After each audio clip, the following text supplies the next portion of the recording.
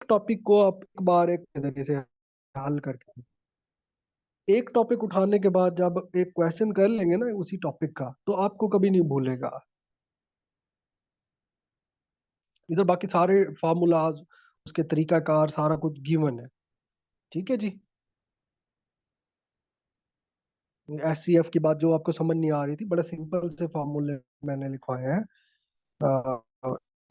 ज्यादा मुश्किल नहीं है, ये देखें सारा लिखा हुआ है कि इसका पहले जी की, तो इनमें से अब HCF है ना, इसे हमने उलट किया, लोवेस्ट को निकाल लिया। अब इन दोनों में से लोवेस्ट दो है, उसको निकाल, इनमें से तीन है उसको निकाल लिया, दोनों को मल्टीप्लाई करा दिए, HCF आ गया। बड़ा आसान सा है, आप पता नहीं क्यों इसमें कंफ्यूज हो रहे हैं यार। हम इसमें थे डायरेक्ट एंड इनवर्स प्रोपोर्शन, ये बड़ा इंपॉर्टेंट है, ये बनते हैं आपके, अगर प्रोपोर्शन में से पूछ लेना तो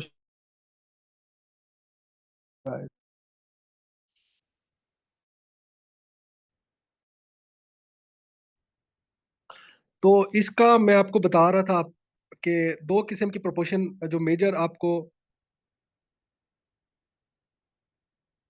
देखिए आप इतना क्यों कंफ्यूज कर रहे हैं मुझे।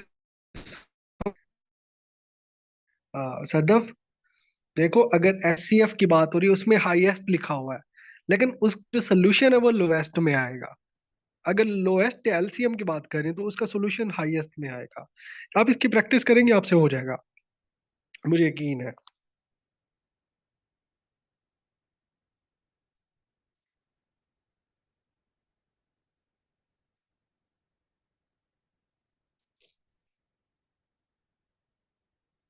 इनमें से 2 की पावर 3 बड़ा होगा, जाहिर बात है।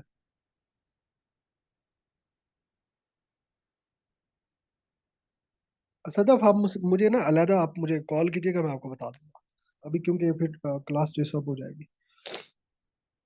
अच्छा, दो किस्म की प्रोपोर्शन होती है, एक डायरेक्ट, मैं बता इनवर्स बता रहा था। अब डायरेक्ट और इनवर्स, डायरेक्ट में मैंने बताया था एक क्वांटिटी के इंक्रीज और डिक्रीज होने से दूसरी क्वांटिटी भी इंक्रीज और डिक्रीज हो जाए, ठीक हो गया। इसी तरह इनवर्स में एक के इंक्रीज होने से दूसरी डिक्रीज हो जाए और एक के डिक्रीज होने से दूसरी इंक्रीज हो जाए, सिंपल सी बातें थी। और दोनों के फार्मूलाज अलग अलग है, ये आपने देख लेना है। आपका जो डायरेक्ट का ये है और इनवर्स का ये है। अब क्वेश्चन कैसे आते हैं वो देखते हैं, असल चीज वो है। प्रैक्टिकलिटी की तरफ आए, थोड़ा प्रैक्टिकल चीजों को देखेंगे ना, फिर समझ आएगा हमें। अच्छा, ये तो हमने देख लिया, आगे चलते हैं। जो रियल एग्जांपल्स है आपकी। अच्छा, मैं कहता हूँ एक क्वेश्चन देता हूँ आपको, गौर से समझना है। मैं कहता हूँ 5 सेब हैं, 5 सेब हैं, 5 एप्पल्स हैं, और उनकी कॉस्ट है 10 रुपए। 5 सेबों की कॉस्ट है 10 रुपए। अगर मैं कहूँ 5 सेब अगर 10 रुपए के आ रहे हैं, तो 8 कितने रुपए के आएंगे? जाहिर बात है, 5 अगर 10 के आएंगे तो 8 की कीमत बढ़ जाएगी ना। यानी कि अगर मैंने 5 से 8 कर दिया, बढ़ा दिया ना, पहले 5 था अब 8 कर दिया, क्वांटिटी बढ़ गई, तो जाहिर बात है कीमत भी उसकी क्या हो रही है, बढ़ जाएगी ना, एक सेंस है। तो जब दोनों चीजें बढ़ रही हैं, एक के बढ़ने से दूसरी क्वांटिटी भी बढ़ रही है, तो इसका मतलब क्या होगा? Direct proportion. यानी कि हमारा क्वेश्चन किस में आ गया? डायरेक्ट। दोबारा से देख ले, मैंने अगर पहले 5 सेबों की कीमत बताई आपको 10 रुपए, और अभी मैं बढ़ा रहा हूँ उसको, 5 से 8 सेब कर दिए, तो जाहिर बात है ये तो नहीं हो सकता कि आप कोई चीज खरीद रहे हो, पांच, कोई चीज है उसको आप 5 चीजें खरीद रहे हो, उन 5 की कीमत आपको कम मिलेगी। और अब अगर 5 से ज्यादा खरीदना चाहते हो, वो आपको उससे कम तो नहीं कर सकता ना, उससे ज्यादा करेगा। यानी कि एक क्वांटिटी के बढ़ाने से आपकी उसकी प्राइस भी बढ़ रही है। यानी कि एक चीज के बढ़ने से दूसरी चीज बढ़ी, तो हमारी कौन सी प्रोपोर्शन होगी? पहली बात ये समझ लें, ये डायरेक्ट प्रोपोर्शन होगी। इस तरह का क्वेश्चन भी आ सकता है। हाँ, अगर सोल्यूशन अपने देखना है वो कैसे आएगा वो देखना है अपने। वो कह रहा है अगर 5 सेबों की कीमत है 10 रुपए, तो 8 सेबों की कितनी होगी? तो पहली बात है, ये अपने ये देखना है कि ये डायरेक्ट है या इनवर्स है। दो चीजें हो सकती हैं, डायरेक्ट होगा या इनवर्स। तो आपने देखा एक चीज के बढ़ने से दूसरी भी बढ़ रही है, तो मीन्स क्या होगा? ये डायरेक्ट। तो डायरेक्ट का फॉर्मूला मैंने बताया था, x1 y1 = x2 y2। ये आपने लिख लेना साइड पे। तो अब इसमें x कौन सा है, y कौन सा है, ये भी आपने डिसाइड करना है, x1 कौन सा है। तो ये आपको क्वेश्चन के अंदर ही आपको मिल रहा है। देखिए, पहली चीज क्या होती है? x1, दूसरी क्या होती है, y1। अब अगर दूसरी टर्न लें उसको, जाहिर बात है, अब पहले 5 सेब थे, उसको मैंने x1 रखा। सेब सेब को तो x ही रखेंगे ना, लेकिन अब सेब बढ़ गए हैं, तो दूसरी क्वांटिटी आ जाएगी ना, दूसरी रेशो आ जाएगी, तो वो x2 हो जाएगा। अब y2 कहाँ है, y2 तो है नहीं, तो y2 हमने फाइंड करना है। y2 क्या करना है, फाइंड। समझ रहे हैं? तो इसी तरह आपने वैल्यू देनी है, x1 y1, फिर x2 y2। यानी कि जो चीज आपने फाइंड करनी होती है वो y2 होता है मेजरली। तो इसको आपने एक फॉर्मूला के अंदर कैसे डालना है, देखिए x1 की जगह x1 पुट करें ना आप। x1 क्या है, 5, मैंने 5 लिख दिया, डिवाइडेड बाय, ये पुट हो गया। अब y1 क्या है हमारा, 10, ये भी पुट कर दिया हमने, इज इक्वल टू डाल दिया। x2 हमारा क्या है, x2 ये है 8, तो 8 हमने लिख दिया। y2 नीचे आएगा तो y2 फाइंड करना है, तो y2 का y2 आ जाएगा हमारा। तो इसको मल्टीप्लाई कर, क्रॉस मल्टीप्लीकेशन करते हैं। ये इससे मल्टीप्लाई होगा और ये इससे मल्टीप्लाई होगा, करके देखते हैं जी। 5 × वाई 2, पहली तो ये होगी, इज इक्वल टू 8 × 10। 8 × 10 80 हो जाता है जी। और y2 को अगर इधर रहने दें और 5 को नीचे ले जाएंगे, एक चीज यहाँ पर मल्टीप्लाई हो रही है, दूसरी जगह पे क्या होगी, डिवाइड होगी। तो ये 5 16 तो 16 इसका क्या आ जाएगा आंसर। तो आपकी आठ, अगर 5 सेबों की कीमत 10 रुपए है, तो 8 सेबों की कीमत क्या होगी, 16 रुपए। तो ये आपका आंसर होगा। यहाँ पे अगर किसी को समझ नहीं है मुझे बता दे। इस तरह के क्वेश्चन आते हैं, आपने देखा होगा। इधर किसी को समझ नहीं है मुझे दोबारा बता सकता है। पहले सबसे पहली चीज होती है आपकी अंडरस्टैंडिंग कि ये कौन सी है, डायरेक्ट प्रोपोर्शन है या इनवर्स। तो पहले तो आपने ये समझना है, अगर डायरेक्ट है तो इस फार्मूला से करना है, अगर इनवर्स है वो आगे देखते हैं। तो डायरेक्ट फाइंड कैसे करते हैं, एक चीज के बढ़ने से दूसरी चीज बढ़ जाए, एक चीज के कम होने से दूसरी चीज कम हो जाए। अगर मैं कम हूं तो क्या करेंगे, देख लेते हैं वो भी। देखिए अगर 5 सेब है, मैं ये कर देता हूँ, अगर 5 सेब है, ये जल्दी से अपना कागज पेंसिल उठा, जल्दी करें। मैं कहता हूँ अगर 5 सेब है, उसकी कीमत है 10 रुपए, तो मैं कहूंगा तीन तीन सेबों की क्या हो जाएगी कीमत, वो बताएं। पहले तो ये देखना डायरेक्ट है या इनवर्स है, जल्दी से बताइए, डायरेक्ट है या इनवर्स है, जल्दी से बताएं।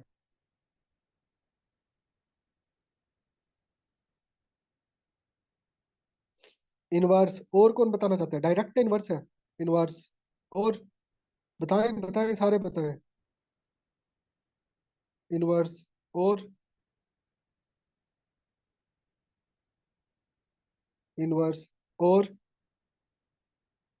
Direct. Good Fatima, Fatima is right, direct होते हैं जी। आप क्यों अक्कल नहीं लड़ा रहे सारे, एक ने इनवर्स बोला, सब शुरू हो गया। डायरेक्ट होता है, कैसे डायरेक्ट होता है देखो।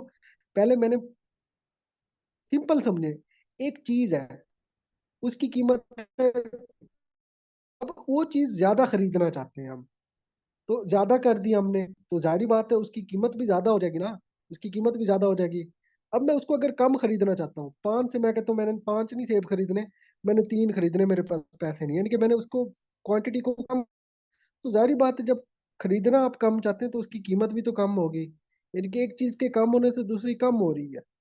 पहले क्या था, हम एक चीज के बढ़ाने से दूसरी बढ़ा रहे थे, तो दोनों केसों में डायरेक्ट ही आएगा ना। देखो ना, मैंने दो चीजें बताई थी, एक चीज के इंक्रीज होने से दूसरी भी इंक्रीज हो जाए, वो पहला केस था। पहले हम 5 सेब ले रहे थे, फिर हमने बढ़ा के उसको 8 कर दिया, यानी कि वो बढ़ा दिया हमने, तो हमने उसको बढ़ा दिया, तो जाहिर बात है उसकी कीमत भी बढ़ जाएगी। इसी तरह अगर मैं कह दूं, अगर मैं 5 नहीं खरीदना चाहता, 3 सेब खरीदना चाहता हूँ, यानी कि क्वांटिटी कम कर दी, जाहिर बात है उसकी कीमत भी कम हो जाएगी। यानी कि डिक्रीज से डिक्रीज, इंक्रीज से इंक्रीज, तो दोनों साइड पे वो डायरेक्ट प्रोपोर्शन आएगी। तो सिंपली डायरेक्ट चलना है। अब इसका आंसर बताएं मुझे, 5 सेबों की कीमत 10 रुपए है, 3 सेबों की कीमत कितनी होगी, जल्दी से हाथ चलाएं अपना, इसी फार्मूला।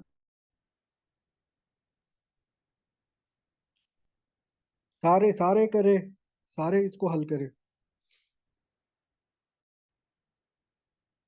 पहली बात है ये डायरेक्ट है, ये चीज समझनी है। इसको सॉल्व कैसे करते हैं जी? वही फार्मूला, वही सेम फार्मूला आएगा, x1 divided by y1 is equal to x2 divided by y2। अब इसमें x1 क्या था, उसको दे देते हैं निशानी, ये x1 हो गया, ये y1 हो गया, ये x2 हो गया, और ये y2 फाइंड करना है। तो इसको कैसे रखेंगे? 5 divided by 10 multiply by, sorry, equal to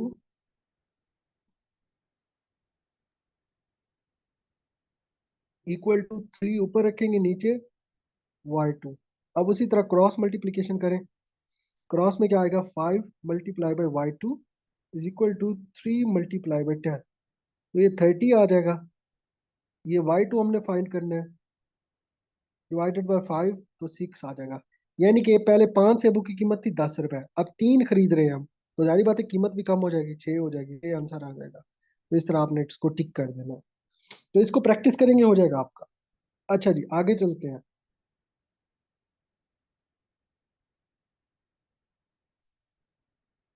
अच्छा, इनवर्स की एग्जांपल ले लेते हैं। इनवर्स की आपकी याद रखें, वर्कर्स या कोई चीज बन रही है, कंस्ट्रक्शन, इस हिसाब से कोई चीज आ जाए तो आपकी ऐसे समझ इनवर्स होती है। लेकिन ये रटा ना लगे, ये रटे की बात की है मैंने। कंसेप्चुअल चले, कंसेप्चुअल कैसे चल सकते हैं वो देखते हैं। मैंने कहा मैंने कहा आप वो ऊपर नहीं देख रहे, इसको छोड़ दे,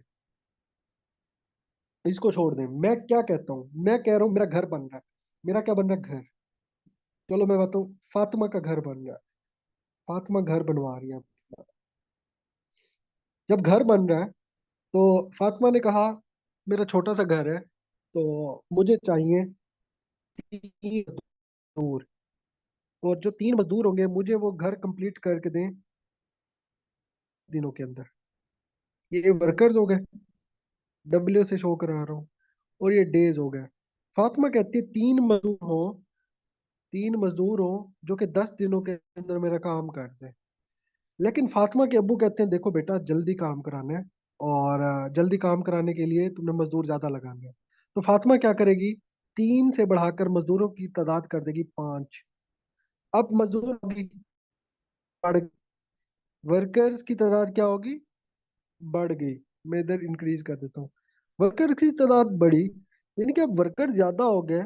और जाहिर बात है, जब वर्कर ज्यादा होंगे तो काम जल्दी हो जाएगा ना, तो दिन कम लगेंगे ना, तो दिन, डेज कम हो जाएंगे। एक चीज के बढ़ने से दूसरी चीज क्या हो रही है? कम। या एक चीज के कम होने से, अगर मैं इसको 5 से 2 कर देता हूँ, तो 2 कम हो गए। एक चीज के कम होने से दिन कितने हो गए? अब दिन ज्यादा लगेंगे, 2 मजदूर ज्यादा टाइम लेंगे, तो डेज क्या हो गए? ज्यादा। एक चीज के बढ़ने से दूसरी कम हो जाए, एक चीज के कम होने से दूसरी बढ़ जाए, दोनों केसों में क्या होगा? इनवर्स प्रोपोर्शन होगा। कौन सा प्रोपोर्शन होगा? इनवर्स। अब इसकी एग्जांपल करते हैं। एग्जांपल है जी, इस तरह पूछते हैं एफपीएससी में, पीपीएससी में। If 4 workers can complete a task in 12 days. आपने सिंपल इसको दे देना है कि x1 आपका 4 है, y2 आपका क्या है? 12। How long will it take 6 workers to complete the same task. अब कितने हो गए वर्कर आपके? बढ़ गए ना, 4 थे, अब 6 हो गए। मैं इसको इस तरह कर देता हूँ, 4 थे, अब x2 कितना हो गया? 6। वर्कर की तादाद क्या होगी? बढ़ गई। एक चीज के बढ़ने से अब देखेंगे कि जारी बात है, वर्कर बढ़ गए तो काम के जो टास्क है वो जल्दी कम होना है। अब अभी पता नहीं है y2 है क्या, और कम होना है ये भी पता है हमें, क्योंकि वर्कर की तादाद बढ़ा दी। तो जब इनवर्स है, इनवर्स का फार्मूला मैंने आपको बताया था, x1 multiply by y1 is equal to x2 multiply by y2। ये चीज थी। अब इसमें पुट कर दें वैल्यूज। x1 क्या है आपका? 4, y1 is equal to x2 आपका क्या है? 6, और y2 आपने फाइंड करना है। मैं इसको साइड पे लेके आता हूँ। 12 चौक 48, ऐसी बात है ना। और इधर क्या है? 6 मल्टीप्लाई बाई y2। अब y2 हमने फाइंड करना है, इसको इधर रहने दें, तो इसको मैं इस तरह ले आता हूँ, y2 इज इक्वल टू, इसको ये ले जाए 48 डिवाइडेड बाई 6। अब इसको मल्टीप्लाई कराएं, क्या आता है जी? 8। क्या आएगा? 8। यानी कि अगर वर्कर्स की तादाद हमने 6 कर दी, तो वो दिन कितने लेंगे? कम, 8 दिनों में कंप्लीट करेंगे। 4 वर्कर्स 12 दिनों में ले रहे थे काम, तो वर्कर बढ़ा दिया हमने, तो 6 कितनों में आ जाएगा? 8 में आ जाएगा। तो ये इनवर्स प्रोपोर्शन होती है। सिंपल सी बात है। फॉर्मूलाज याद रखना है आपने और कंसेप्ट को देखना है कि एक चीज के बढ़ने या कम होने से अगली चीज क्या कम हो रही है बढ़ रही है। अगर अगली चीज बढ़ रही है एक चीज के बढ़ने से, या अगली चीज कम हो रही है, X one divided by one is equal to X two divided by two. ठीक है? और एक चीज के कम होने से एक चीज बढ़ रही है और एक चीज के बढ़ने से एक चीज कम हो रही है, तो वो हमारा इनवर्स हो जाएगा। उसका formula X one multiply by Y one is equal to X two multiply by Y two. अगर किसी को कोई परेशानी है मुझे बताए। अब इतनी मेहनत से आपको ये कराया, आपने इसमें अब ये नहीं कहना मुझे समझ नहीं आई। हाँ सदफ, आपको क्लियर है? ओके ओके, शुक्र है क्लियर हो गया। देखिए नहीं, प्रैक्टिस मेन चीज मैथमेटिक्स। मैं बताया पहले भी, कितना भी बड़ा मैथमेटिशियन है ना, जब तक प्रैक्टिस नहीं होगी ना उससे नहीं होगा। अब मैंने कब से प्रैक्टिस नहीं की ना, हालांकि मुझे मैथ बहुत अच्छी आती है, मैंने प्रैक्टिस नहीं की, मुझे चीजें काफी अब भूल जाती हैं। जैसे मैंने स्क्वायर के केस में किया, चीजें ऐसी हो जाती है, बंदे बंदे को भूल जाती हैं।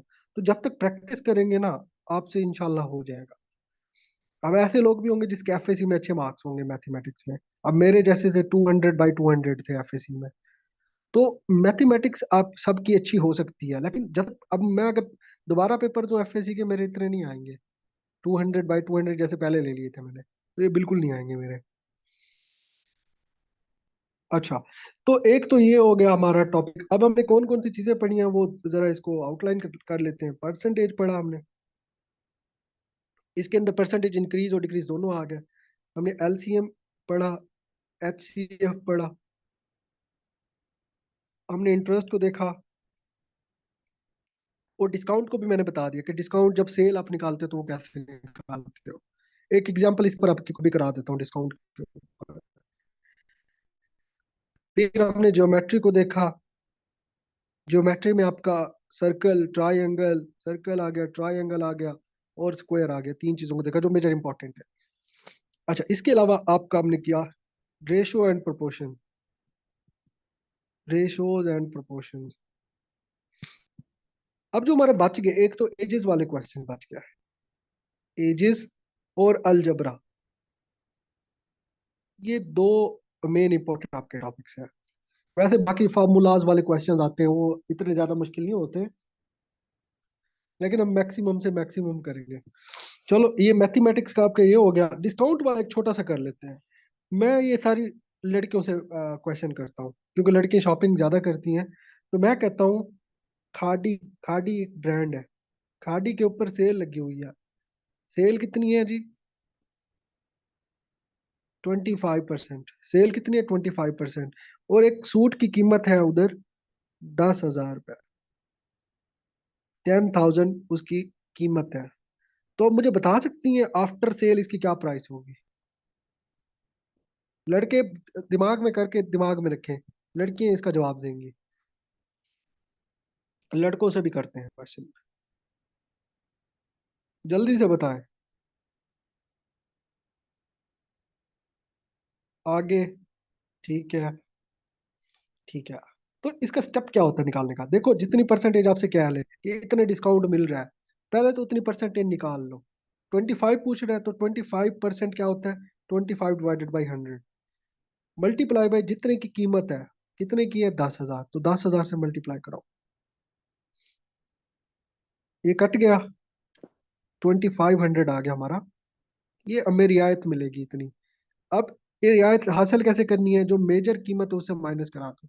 10,000 मेजर है हमारी ओरिजिनल, उसमें से माइनस कराई 2500। अब इसकी क्या कीमत आ गई? 7,500। अब इस ये हमें मिलेगा इस कीमत के ऊपर। हाँ, एक और क्वेश्चन भी कराता हूँ आपको। अब ये लड़के करेंगे, लड़कियां जवाब नहीं देंगी, थोड़ा लड़कों के लिए टिपिकल रखते हैं। अच्छा, सेल लगी हुई है जी जे डॉट के ऊपर, जे डॉट के ऊपर सेल लगी हुई है 40% की, 40% ऑफ। और परफ्यूम है, परफ्यूम की वैल्यू है ओरिजिनल 12,000 रुपये। 12,000 रुपये का एक परफ्यूम आ रहा है। लेकिन मसला क्या है लड़कों के लिए, क्योंकि मसले बहुत ज्यादा होते हैं, जे डॉट जो ब्रांड है वो क्या है?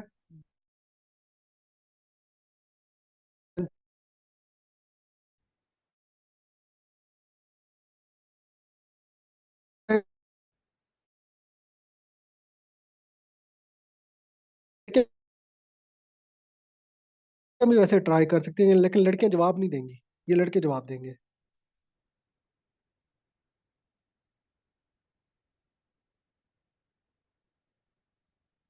हाँ भाई, लड़कों घूम तो नहीं गए। सवाल बड़ा टिपिकल है ये, अगर कर लिया आपको ऐसे समझ लो इस तरह के क्वेश्चन आ जाएंगे उधर। सवाल दोबारा से समझा देता हूँ। जे डॉट पे सेल लगी है 40% की। परफ्यूम की कीमत है 12,000। परफ्यूम की कीमत क्या है? 12,000। लेकिन जो जे डॉट है वो 10% चार्जेस ले रहा है सेल्स टैक्स के। ओरिजिनल कीमत क्या होगी? 7920। देख लेते हैं जी। देख लेते हैं जी, 7920 आता है या नहीं। लड़के भी इसको समझेंगे अब। देखो मैंने बोला 40% क्या है जी? सेल डिस्काउंट है। 40% ऑफ 12,000 कर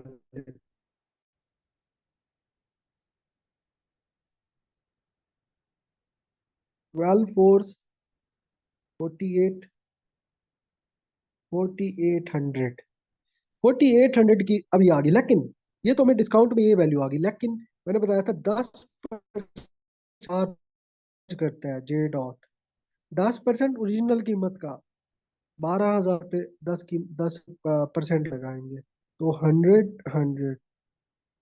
1200।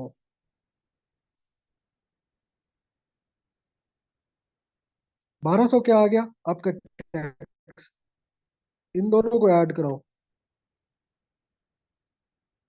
4800 मल्टीप्लाई डिवाइड ऐड कर दें इसको तो 1200 आता है।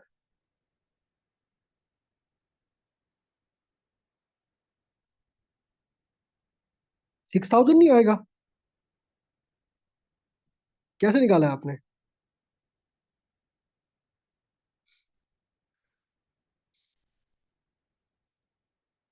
ये बताया ना मुझे कैसे निकाला है।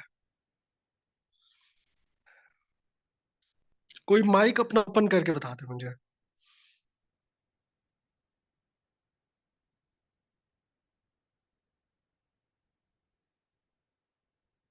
माइक अपना ओपन करके बता दे। कैसे आप 7920 बना रहे हैं, मुझे भी तो पता लगे।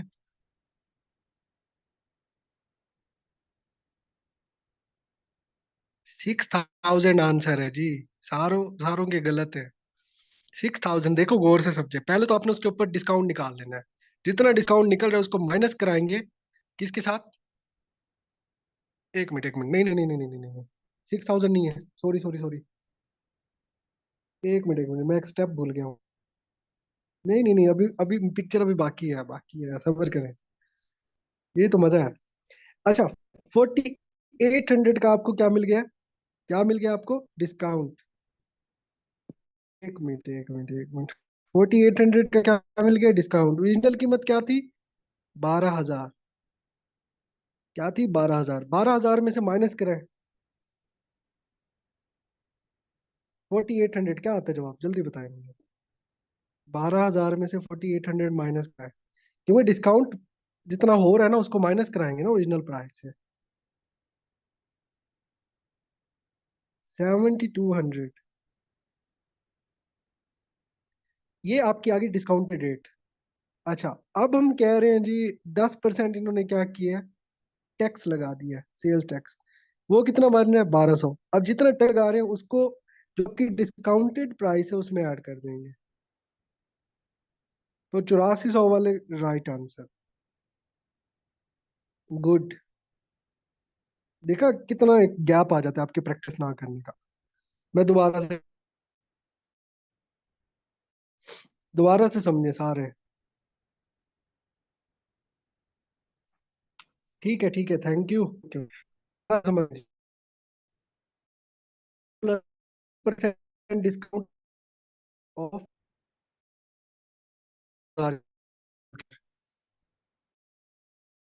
10% क्या सेल्स टैक्स है, ऊपर का टैक्स वो लेते हैं। अब अगर जैसे हम पहले कर रहे थे, पहले क्वेश्चन को कैसे कर रहे थे, उसको पहले कर लेते हैं। 40% अगर मैं लगाऊं डिस्काउंटेड वैल्यू 12,000 के ऊपर, तो सिंपल इसकी क्या डिस्काउंटेड आएगी? 4800। ये आ जाएगा आपका डिस्काउंट। अब डिस्काउंट को हमेशा आपने माइनस कराना होता है ओरिजिनल वैल्यू से। ये तो आपका डिस्काउंट आ गया। ओरिजिनल वैल्यू क्या थी? 12,000। जो भी ओरिजिनल वैल्यू है उससे माइनस करें जो डिस्काउंट आपको मिल रहा है, तो इसकी कीमत आ जाएगी 7,200। क्या आ जाएगी? 7,200। अब 10% अगर टैक्स की बात करें, तो 10% निकालें टैक्स 12,000 के ऊपर। टैक्स इसके ऊपर नहीं लगाएंगे, टैक्स जो लगा ओरिजिनल कीमत के ऊपर लगाएंगे, तो ये निकलेगी 1,200। अब जो टैक्स की कीमत होगी, ये जो आपकी प्राइस बनेगी ना आपकी चीज की, उसके अंदर ये बन जाएगी 84। पूछे जा सकते हैं। तो 8,400 आपका क्या आ जाएगा जी? आंसर आ जाएगा।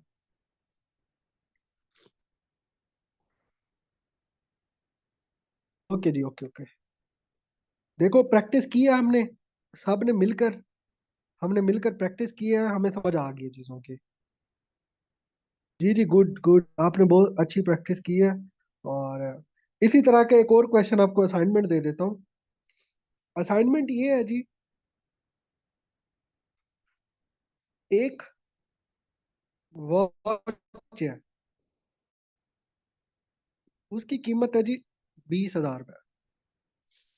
20,000 उसकी कीमत है, उसके ऊपर डिस्काउंट मिल रहा है आपको 5%।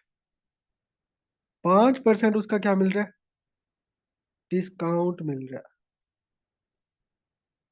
और उसके ऊपर टैक्स कितना लगाया जा रहा है? 20% उसके ऊपर टैक्स लगा रही है गवर्नमेंट। Sales tax.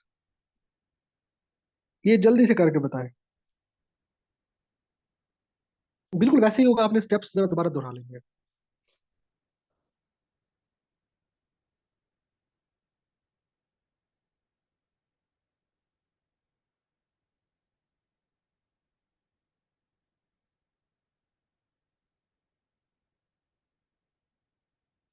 21,000।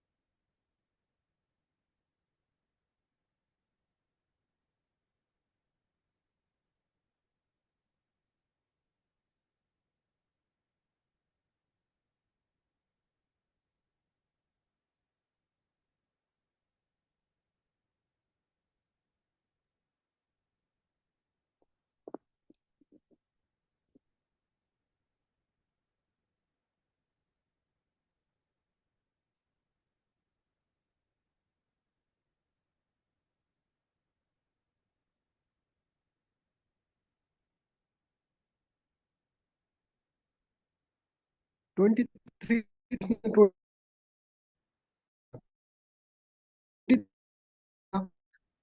5 सेंट। तो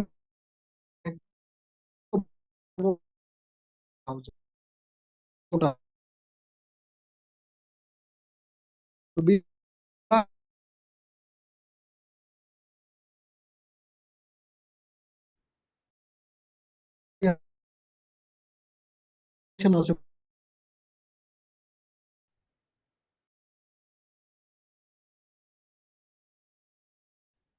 को अपने रजिस्टर के ऊपर। क्वेश्चन नंबर,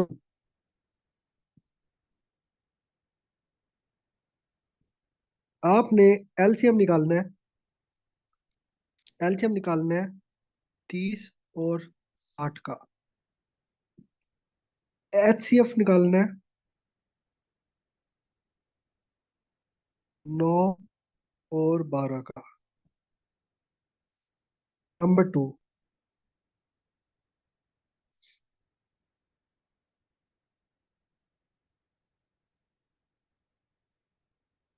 मैं अगर कहता हूँ एक बुक है, एक बुक है, उसकी वैल्यू, क्या बुक्स मैंने खरीदी टोटल 10, 10 बुक्स मैंने खरीदी, उनकी वैल्यू है 1,000 रुपये। अगर मैंने वो बुक्स, मैं कहता हूँ मैंने खरीदनी है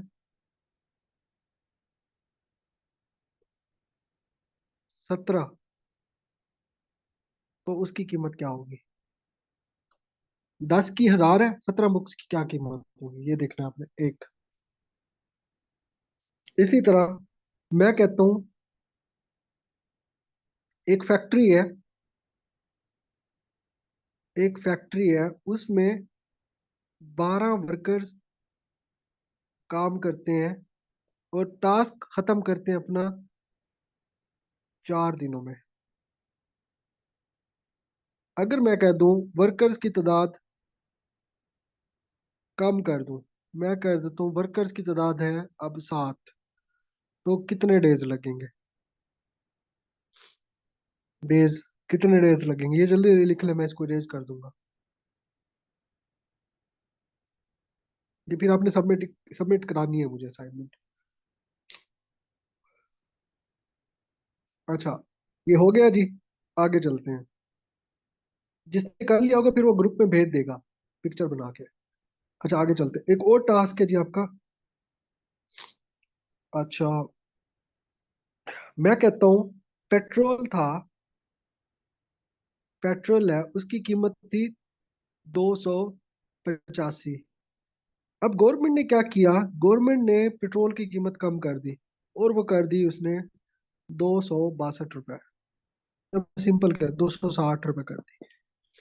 आपने बताना है परसेंटेज डिक्रीज। क्या बताना है, परसेंटेज डिक्रीज क्या है इसकी? एक ये हो गया। मैं कहता हूँ डायामीटर है किसी सर्कल का 8 मीटर, उसका सरकमफ्रेंस आपने फाइंड।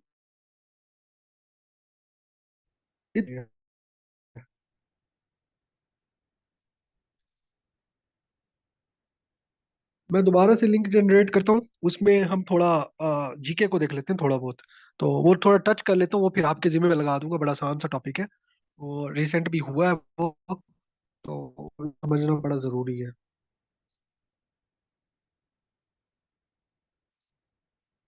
दोबारा से ज्वाइन करें जी मुझे।